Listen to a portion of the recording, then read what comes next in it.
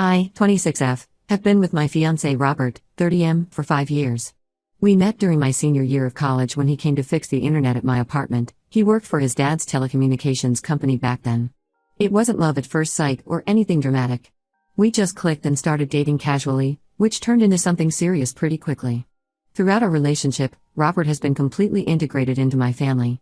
From the very beginning, my parents welcomed him warmly.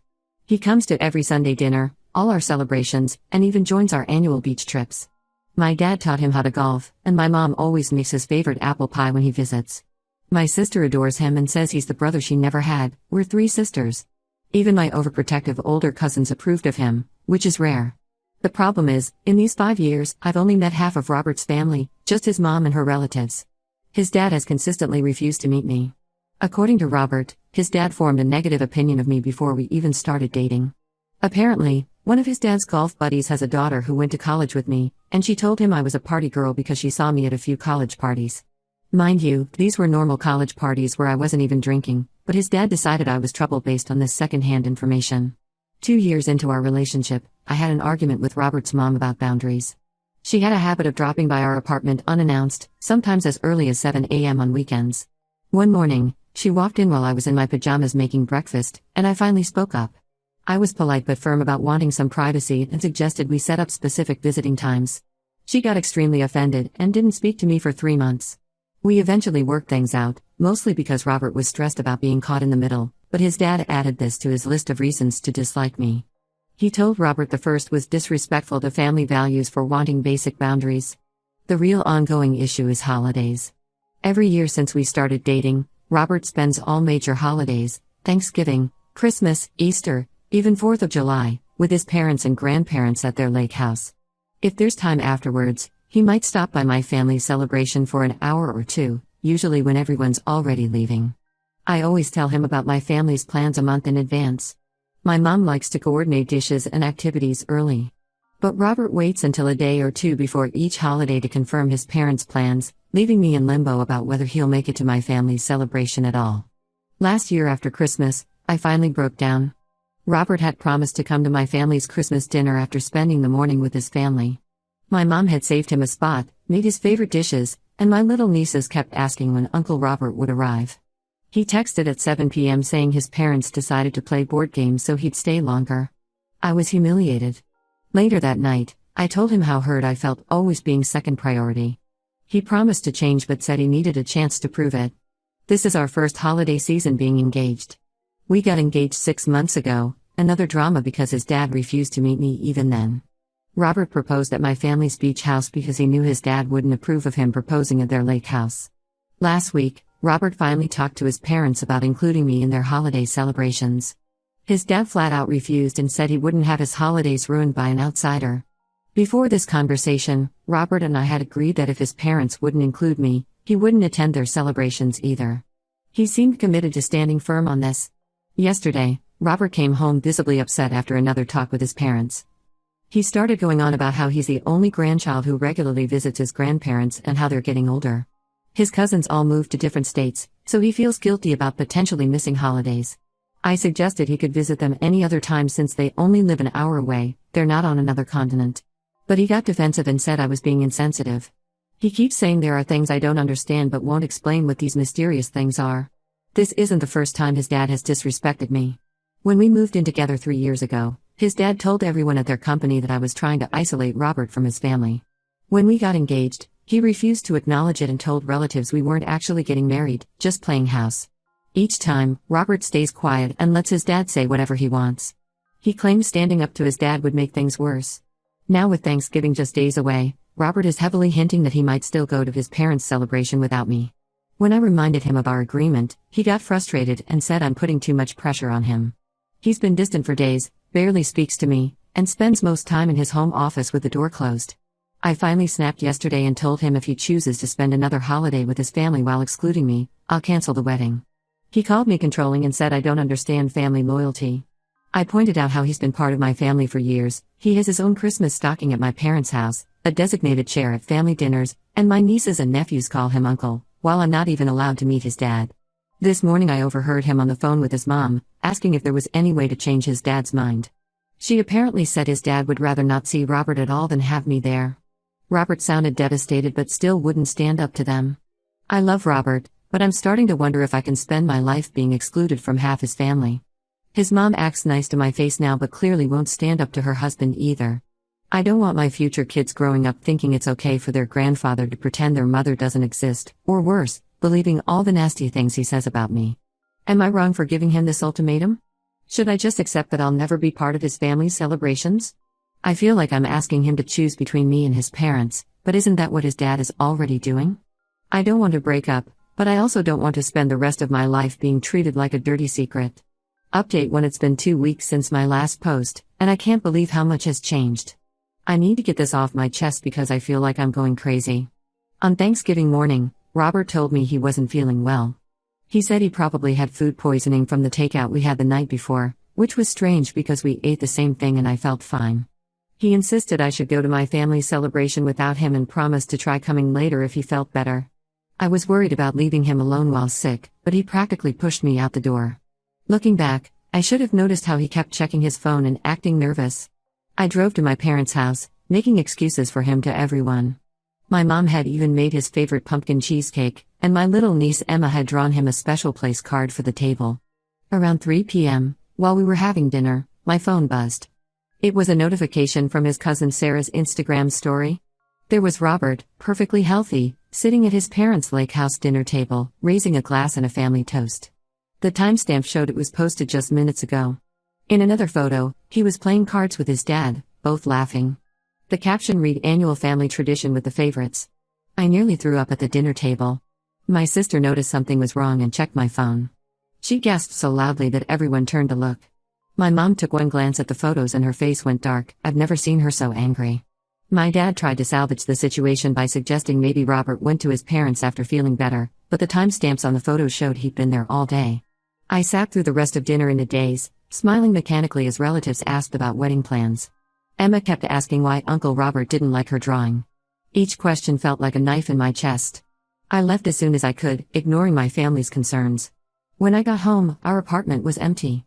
Around 9 p.m., Robert finally came back, smelling like his mom's signature apple pie. He froze when he saw me sitting in the dark living room. Before he could spew more lies, I showed him the photos. Instead of apologizing, he got defensive and finally revealed the truth.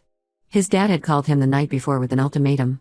Either Robert spent holidays exclusively with his family and stopped pushing to include me, or he would lose his inheritance and his position at the family company. Apparently, his dad had been grooming him to take over the business for years. The company is worth millions and Robert stood to inherit not just the business but also several properties including the lake house. When I asked why he couldn't just get another job, he looked at me like I was speaking alien language. He tried to justify his actions by saying he was doing this for us, that with his inheritance, we could have a better life than if he defied his parents. I told him I'd rather live in a cardboard box with someone who respects me than in a mansion with a liar who lets his family treat me like garbage. The next morning, while Robert was in the shower, his mom showed up unannounced again. She was crying, mascara running down her face. She sat me down and revealed that Robert's dad's hatred of me wasn't really about me at all. 25 years ago, before he met Robert's mom, his dad was married to his college sweetheart. She left him for their neighbor after 3 years of marriage, taking half his assets in the divorce. Apparently, I remind him of her. We have similar hair color and career aspirations. His mom begged me to understand that Robert was in an impossible position. She said he loved me but also loved his family, and his dad's approval meant everything to him. When I asked why she never defended me all these years, she started rambling about family peace and keeping her husband calm. I called her and Robert cowards for enabling his dad's irrational behavior based on his past trauma. That evening, after his mom left, Robert tried to make things right. He suggested we could have separate holiday celebrations. He would spend the actual holidays with his family and we could celebrate a day before or after. When I pointed out this was exactly what we've been doing for 5 years, he got frustrated and said I was making things difficult. I packed a bag while he was still talking. My sister had already offered her guest room, anticipating I might need space. As I was leaving, Robert grabbed my arm and promised he would figure something out by Christmas. I asked him why he thought I would believe anything he said after he lied to my face and humiliated me in front of my entire family. He's been calling and texting constantly since I left. His messages swing between angry, saying I'm overreacting and trying to control him, and pleading, promising to talk to his dad again. Yesterday he even sent a video of himself crying, saying he's losing everything he loves. I haven't responded. My sister thinks I should just end things now rather than drag it out, but 5 years is a long time to just throw away. He had multiple chances to stand up to his parents and chose not to every single time. Even now, his biggest concern seems to be losing his inheritance rather than losing me. I keep thinking about Emma's sad face when she realized Robert wasn't coming, and how my mom quietly threw away the cheesecake she'd made specially for him. My family treated him like one of their own for 5 years, while his family wouldn't even give me a chance. How do I move forward from this level of betrayal? Update 2: It's been a month since I moved out and the situation has gotten even more twisted than I imagined. Last week, I met up with my friend Katie for coffee. She works at the same hospital as Robert's cousin Sarah, the one who posted those Thanksgiving photos. Katie told me something that made my blood boil. Apparently, Robert has been telling everyone that I moved out because I'm having severe mental health issues and refused to get help. He claimed I became paranoid and controlling, demanding he cut off his family entirely. His dad has been using this lie to convince their entire extended family that he was right about me all along, saying things like I knew she was unstable from the beginning. Even Robert's mom, who cried to me about wanting to make things right, has been spreading these rumors. Sarah told Katie that during a recent family dinner, his mom described me as mentally unwell and suggested Robert was lucky to see my true colors before the wedding. This is the same woman who begged me to be patient with their family just a month ago. I was still processing this betrayal when I received a Facebook message from someone named Lisa, Robert's sister. I didn't even know he had a sister. Turns out, she lives in Australia and hasn't been home in years because she also can't stand their dad's controlling behavior. She wanted to warn me about something she thought I should know. 4 years before Robert met me, he was in a serious relationship with a woman named Michelle. They dated for 3 years and were planning to get married. His dad didn't approve of her either, apparently because she wanted to keep her job after marriage instead of staying home like his mom. Rather than stand up to his family, Robert broke up with Michelle 2 months before their planned wedding. He told everyone she cheated on him to save face, but Lisa knew the truth. Lisa apologized for not warning me sooner. She said she thought Robert might have changed since then, especially given how long we were together. She also revealed something that made me feel sick. Robert never actually talked to his dad about including me in holiday celebrations. The conversation he claimed to have had, where his dad supposedly threatened to cut him off. It never happened. According to Lisa, Robert made up that story when she confronted him about avoiding family gatherings with Michelle too. This revelation pushed me to finally do what I should have done weeks ago. I called Robert and told him I was calling off the engagement. He started with his usual excuses, but I cut him off. I told him I knew about Michelle and that he'd lied about talking to his dad. Instead of denying it, he broke down and admitted everything. He confessed he'd known from the beginning that his dad would never accept me. He claimed he truly loved me but couldn't bear the thought of disappointing his father. When I asked about the mental health rumors, he tried to justify them by saying he needed to protect his reputation at the company. That was the last straw. I told him he clearly wasn't ready for marriage if he couldn't put his future wife before his parents' approval. He said I was right but still begged for another chance, saying he'd get therapy and learn to stand up to his dad. I asked him why he hadn't done that at any point in the past 5 years. His silence was answer enough. The next day, I went to our apartment while he was at work and packed all my things. My brother and his friends helped me move everything into storage until I find my own place. I left my engagement ring on the kitchen counter with a note asking him to please stop contacting me. Robert's mom called me crying again, saying I was tearing their family apart. I laughed and told her their family was already broken if they had to destroy other people's relationships to keep it together. She hung up on me. The hardest part wasn't packing up 5 years of memories or even returning the ring. It was realizing that the man I loved never really existed. The Robert I first thought I knew, the one who was kind, honest, and brave, was just a facade. The real Robert is a coward who would rather lie to everyone than stand up to his father. I've blocked Robert and his entire family on everything except email, which I'm keeping open only until we finish sorting out the lease on our apartment. My sister says I'm handling this better than she expected, but honestly, I'm just tired.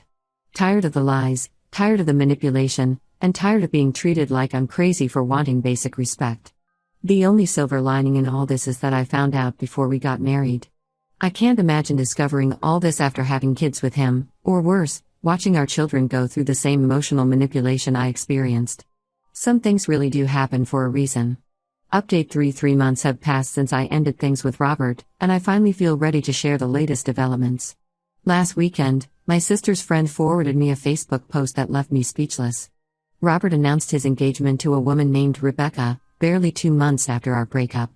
His dad proudly shared the news, calling her the daughter he always wanted and welcoming her to their close-knit family. The post was filled with photos from their lake house, showing Rebecca sitting in the spot at their dinner table that I was never allowed to occupy. The most shocking part?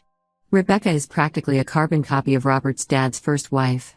Robert's sister sent me an old photo from their dad's first wedding, and the resemblance is uncanny. Same blonde hair, same profession, they're both elementary school teachers, even the same alma mater. It seems his dad's issues were never really about me being unstable or disrespectful. He was just waiting for his son to find someone who could replace the wife who left him. According to Lisa, Robert's sister, Rebecca was actually introduced to Robert at Christmas, while I was still living in our apartment. She's the daughter of one of his dad's business partners, and their families have known each other for years. His parents had apparently been trying to set them up even while Robert and I were together. The speed of their engagement makes me wonder if something was going on even before we broke up, but honestly, I'm past caring. My friend Katie ran into Robert and Rebecca at the grocery store last week. She said Robert looked uncomfortable and quickly walked away, while Rebecca proudly showed off her ring, the same one that was on my finger just months ago. I've blocked Robert and his entire family on everything. The only recent contact was through our lawyers to handle the lease termination.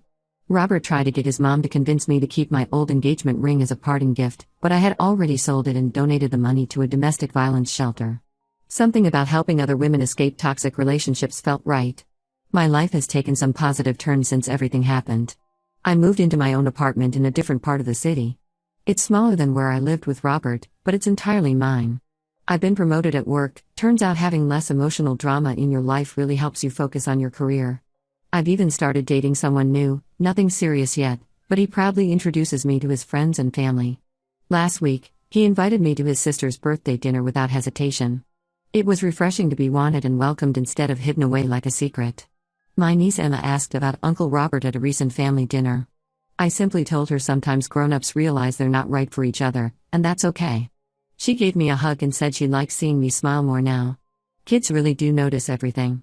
Sometimes I catch myself missing the future I thought I would have with Robert, but then I remember how it felt sitting alone at that Thanksgiving table while he smiled for family photos without me.